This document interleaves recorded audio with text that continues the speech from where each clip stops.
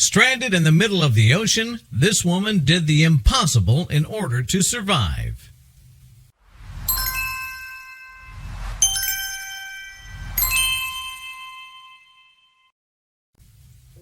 When it comes to the human spirit, there's nothing as strong or as unshakable. Despite what life might hurl your way, the spirit's natural instinct is to survive and overcome no matter what the cost.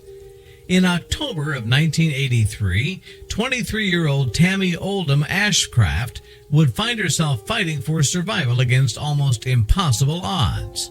As her life and everything she knew scattered to the winds, she would have to dig deep down inside to find the will to fight on. And despite a grim outlook, Tami refused to succumb to the darkness, discovering something worth living for amongst the wreckage of her reality.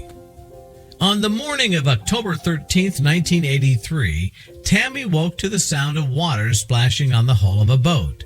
Waking for the first time in over 24 hours, she was completely disoriented and unaware of how she got on the boat to begin with.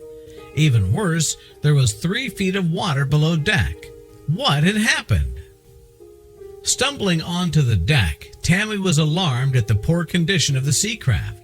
The main mast was gone, there were no sails, and she was in the middle of the ocean, which spread around for miles.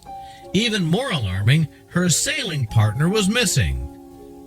It had only been weeks before that Tami and her sailing partner were enjoying the warm waters of the South Pacific. Tami, a California native, and Richard, her British fiancé, had spent 6 months sailing around Fiji. It had been a magical trip, and the couple had spent those months planning the rest of their lives together. While the couple had enjoyed pleasure cruising around on Richard's 36-foot sailboat, the couple decided to put that life on hold when they were hired to sail and deliver a luxury yacht from Tahiti to its new owner in San Diego. Between Tami and Richard, they had over 50,000 combined logged hours of experience. It was the perfect job, one that Tami and her fiancé planned down to the last detail. The trek would take 30 days. But they were up for the challenge. The couple set sail in late September, and the weather was absolutely perfect. The skies were a stunning cerulean blue, and the sailing conditions were beyond perfect for sailing a luxury yacht.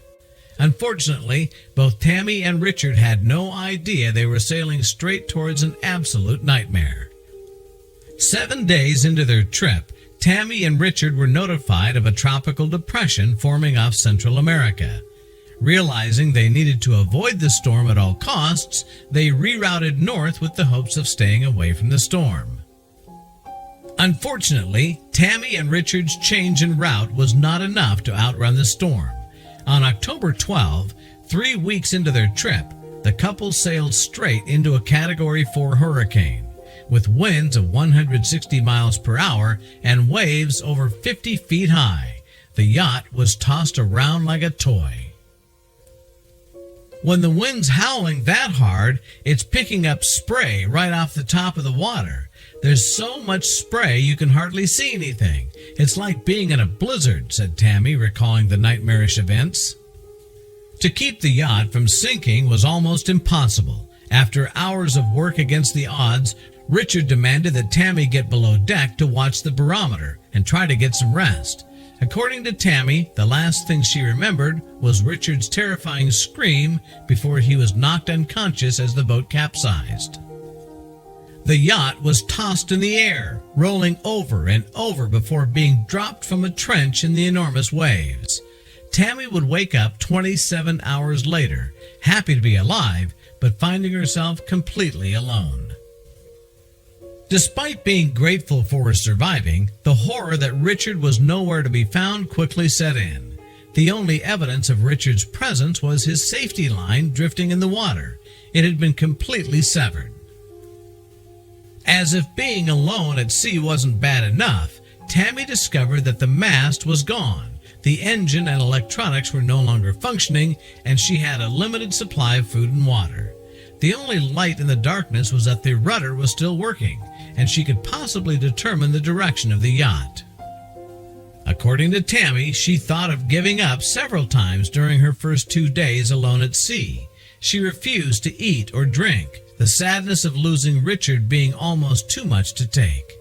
However, something happened that sparked a flame in the darkness, giving her hope to continue on. Tami recalls hearing a voice telling her she had to continue on. She then began to recall how to craft a makeshift sail. Rummaging through the wreckage, Tami was able to find enough materials to cobble together a sail that would help her navigate the waters. Unfortunately, she would only be able to sail at a slow 2.5 miles per hour. Without any of the electronics working, it was almost impossible for Tami to determine which direction to steer the yacht. Thankfully, she had some old-school gadgets to help her navigate.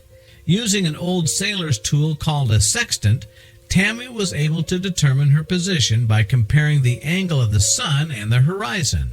However, one false calculation and she'd be lost forever. As Tami slowly sailed her way across the great blue expanse, she was overwhelmed with sorrow. The loss of her fiancé Richard was heavy on her heart, and at times she thought of just giving up. However, she continued to hear Richard's voice whispering 1 second at a time, and that's what she did, day after day, night after night. After 41 days at sea and traveling a staggering 1,500 miles, Tami finally made landfall in Hawaii. All of her perseverance and a strong will to survive paid off. However, Tami revealed that as time went on, she was once again consumed with despair. The survival part was over, and now she was faced with the reality of spending the rest of her life without Richard. Today, Tami has moved on with her life, fallen in love, and even had a child. Recently, she wrote a memoir about the events she experienced titled Red Sky and Morning, which has been turned into a motion picture premiering this summer. In the end, Tami had this to say about the experience. I had always wanted to write it. I couldn't believe how much I was still holding around in my head, and just purging it like that really helped me to get past it all.